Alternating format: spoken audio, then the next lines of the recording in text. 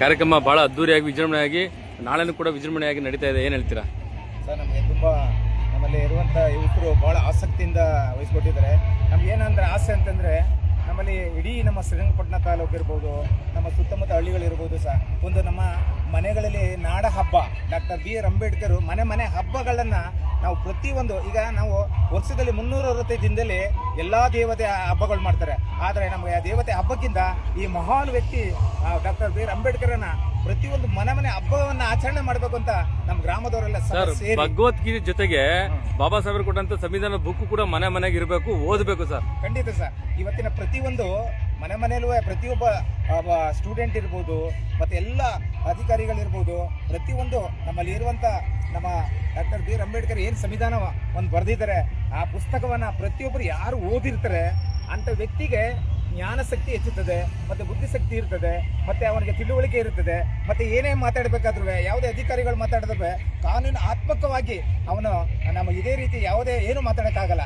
ಆದರೆ ವಿದ್ಯಾವಂತರಾಗದೆ ಹೋದ್ರೆ ಈ ಮಹಾನ್ ವ್ಯಕ್ತಿ ಏನು ಮಾಡ್ತಾರೆ ಅಂತಂದ್ರೆ ನಮ್ಮನ್ನ ಕಡೆಗಾಣಿಸ್ತಾರೆ, ಕೀಳು ಮಾಡ್ತಾರೆ.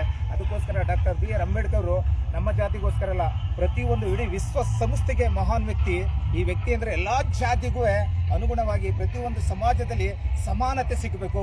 ಪ್ರತಿಯೊಂದು ಮಹಿಳೆಯರಿರ್ಬೋದು, ಪ್ರತಿಯೊಂದು ಯಾವುದೇ ಜಾತಿ ತಾರತಮ್ಯ ಇಲ್ಲ, ಕಾನೂನಿನಲ್ಲಿ ಎಲ್ಲಾ ಪ್ರಾಣಿ ಪಕ್ಷಿಗಳು ಕೂಡ ಒಂದು ಮರೆದಿರುವಂತ ಸಂವಿಧಾನ ಇದೆ ಸರ್ ಅಲ್ವಾ? ಸಕಲ ಜೀವಿಗಳಿಗೂ ಕೂಡ, ಮನುಷ್ಯರಲ್ಲದೆ ಸಕಲ ಜೀವಿಗಳಿಗೂ ಕೂಡ ಸಂವಿಧಾನಾತ್ಮಕವಾದ ಕಾನೂನಾತ್ಮಕವಾದ ಸಂವಿಧಾನದ ಬರವಣಿಗೆ ಇರುವಂತದ್ದು. ಆದ್ರೂ ವಿಶ್ವದಲ್ಲಿ ಮೊದಲನೇ ನಮ್ಮ ಸಂವಿಧಾನನ ಇವರು ಆಚರಣೆ ಮಾಡ್ತಾರೆ. ಯಾಕಂದ್ರೆ ಇಡೀ ವಿಶ್ವಸಂಸ್ಥೆನೆ ಡಾಕ್ಟರ್ ಬಿ ಆರ್ ಅಂಬೇಡ್ಕರ್ ಸಂವಿಧಾನ ಬರೆದಿರುವಂತದ್ದನ್ನ ಅದನ್ನ ಅಲ್ಲಿ ಇಟ್ಟಾಗ ಎಲ್ಲಾ ವಿಶ್ವಸಂಸ್ಥೆನಲ್ಲಿ ಎಲ್ಲಾ ದೇಶದವರು ಅಲ್ಲಿ ನಮ್ಮ ಸಂವಿಧಾನಕ್ಕೆ ಗೌರವ ಕೊಡ್ತಾರೆ. ಯಾಕೆಂದ್ರೆ ಈ ಗೌರವನ ಎಲ್ಲಾ ದೇಶದವರು ಆಚರಣೆ ಮಾಡೋದಕ್ಕೋಸ್ಕರ ಆ ಮಹಾನ್ ವ್ಯಕ್ತಿ ಮತ್ತೆ ಹುಟ್ಟು ಬರಬೇಕು, ಮತ್ತೆ ಇನ್ನೂ ಹೆಚ್ಚೆಚ್ಚಿನ ಜ್ಞಾನೋದಯ ಇರ್ಬೋದು, ತಿಳುವಳಿಕೆ ಇರ್ಬೋದು, ಎಲ್ಲಾ ಗ್ರಾಮದಲ್ಲಿರ್ಬೋದು ಅಂತ ವ್ಯಕ್ತಿಗಳನ್ನ ವಿಚಾರಗಳನ್ನ ತಿಳಿಸ್ಕೊಂಡು ಮನವರಿಕೆ ಮಾಡಿ ಇಂಥ ಜ್ಞಾನೋದಯ ಬುದ್ಧಿಶಕ್ತಿ ಬರಲಿ ಅಂತ ನಮ್ಮ ಗ್ರಾಮದಲ್ಲಿ ಹಬ್ಬ ಮಾಡ್ತಿದ್ದೀವಿ ಸರ್. ಅದಕ್ಕೋಸ್ಕರ ನಮ್ಮ ಇಡೀ ಸುತ್ತಮುತ್ತಲಿರುವಂಥ ನಮ್ಮ ಸ್ನೇಹಿತರುಗಳಿರ್ಬೋದು ಎಲ್ಲ, ಯಾಕೆಂದರೆ ರಾಜಕಾರಣಿಗಳನ್ನ ನಾವು ಮಾಡ್ಕೊಂಡ್ರೆ ಆಗಲ್ಲ, ಅಧಿಕಾರಿಗಳ ಮುಖಾಂತರ ನಾವು ರಾಜಕಾರಣಿಗಳು ನಾವು ಆಚರಣೆ ಮಾಡ್ತೀವಿ. ಜನಪ್ರತಿನಿಧಿಗಳು ಬೇಕು, ಅವರು ಊಟಕ್ಕೆ ಉಪ್ಪಿನಕಾಯಿ ಇರೋ ತರ ಇರಬೇಕು. ನಮ್ಮನ್ನ ಅವ್ರು ಹೆಂಗೆ ಊಟದ ಉಪ್ಪಿನಕಾಯಿ ಬಳಸ್ತಾರೆ, ಆದ್ರೆ ನಾವು ಅದೇ ತರ ಬಳಸಿದ್ರು ಒಳ್ಳೇದು ಅಷ್ಟೇ. ಆದ್ರೆ ನಾವು ತಗೊಬೇಕಾದ ಜವಾಬ್ದಾರಿಗಳು ಬೇಕಾದಷ್ಟಿದೆ.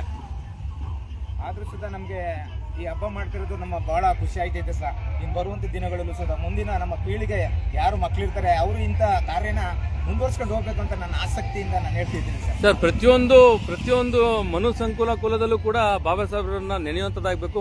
ಮನೆಗೆ ಇವತ್ತು ಸಂವಿಧಾನ ಬುಕ್ ಇಟ್ಕೊಬೇಕು ಸರ್. ಯಾವುದೋ ಒಬ್ಬ ರಾಜಕಾರಣಿ ಇಟ್ಕೊಂಡು ತೋರಿಸೋದಲ್ಲ. ಹಾಗಾಗಿ ಇಷ್ಟು ವೈಭವೀಕರಣವಾಗಿ ವಿಜೃಂಭಣೆಯಾಗಿ ಇವತ್ತು ಕಾರ್ಯಕ್ರಮನ ಬಹಳ ಅದ್ದೂರಿಯಾಗಿ ಮಾಡ್ತಾರೆ. ವರ್ಷನೂ ಕೂಡ ಹೆಚ್ಚಾಗ್ತಾ ಇದೆ. ಈ ಸರಿ ಮಂಟಪ ಇರಲಿಲ್ಲ, ಈ ಸರಿ ಮಂಟಪ ತರಿಸಿದಿರ, ಮತ್ತೆ ಕಲಾ ತಂಡಗಳು ಹೆಚ್ಚಾಗಿದೆ, ಮತ್ತೆ ಮಕ್ಕಳುಗಳು ವೇಷಭೂಷಣಗಳು ಹೆಚ್ಚಾಗಿದೆ, ಮತ್ತೆ ಉತ್ತಮವಾದಂತ ಒಂದು ಊಟದ ವ್ಯವಸ್ಥೆ ಇದೆ. ನಾಳೆ ವೇದಿಕೆ ಕಾರ್ಯಕ್ರಮ ಇದೆ. ಬಹಳ ಅದ್ದೂರಿಯಾದ ಕಾರ್ಯಕ್ರಮ. ಇಡೀ ತಾಲೂಕಿಗೆ ಹೆಚ್ಚು ಮೇನು ಕೊಡುವಂತ ಕೆಲಸ ಈಗ ಅಧ್ಯಕ್ಷರು ಹೇಳ್ಬಿಟ್ಟಿದ್ದಾರೆ, ತಾಲೂಕು ಅಧ್ಯಕ್ಷರು ಹೇಳ್ಬಿಟ್ಟಿದ್ದಾರೆ.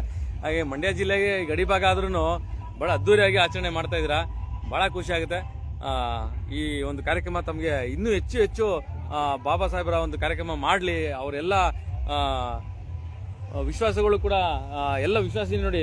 ಬೇರೆ ಹೆಣ್ಮಕ್ಳು ಚನ್ನಪಟ್ಟಣ ತಾಲೂಕಿಂದ ಬಂದಿದ್ದಾರೆ, ಬಹಳ ಖುಷಿ ಆಗ್ತದೆ.